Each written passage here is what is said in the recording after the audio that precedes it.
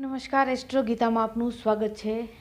આજે આપણે વાત કરીશું તંત્ર વિદ્યાની 3 ક્રિયાઓ વિશે, જેના વિશે આપણે ઘણું બધું સાંભળેલું પણ હશે। આજકાલ ન્યૂઝપેપર અને ટીવીમાં પણ ઘણી જાહેરાતો આવે છે કે ઉચ્ચાટન, મોહન અને વશીકરણ વિશે। તો ચાલો જાણીએ આપણે કે વશીકરણ એટલે શું।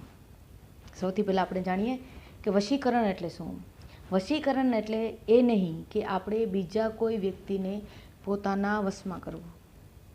વશીકરણ એટલે આપણા મનના ઉદ્વેગો અને વિચારોને પોતાના વશમાં કરવા, આ ક્રિયાને વશીકરણ કહેવામાં આવે છે।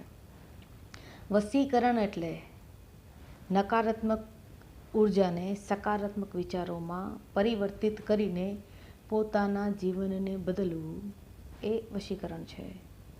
ખુદના વિચારો અને ખુદની કામનાઓને વશમાં કરવું, એને વશીકરણ કહેવામાં આવે છે।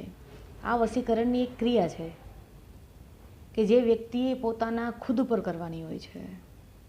પોતાના વિચારો, પોતાની કામનાઓ, પોતાની ઈચ્છાઓને વશમાં કરવું, આ ક્રિયાને વશીકરણ કહેવામાં આવે છે। હવે આપણે વાત કરીશું બીજી, ઉચ્ચાટન।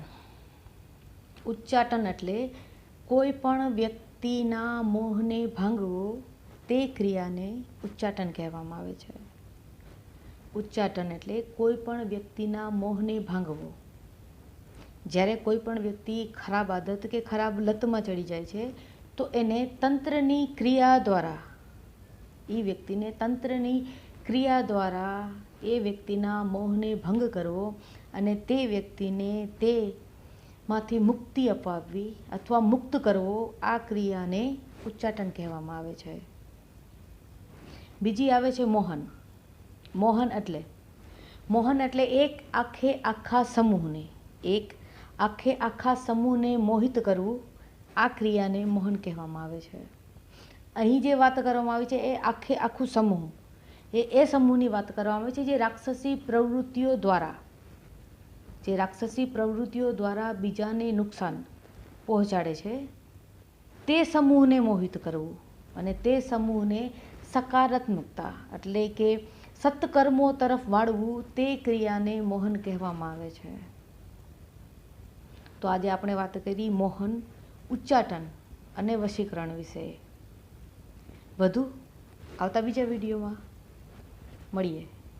નમસ્કાર।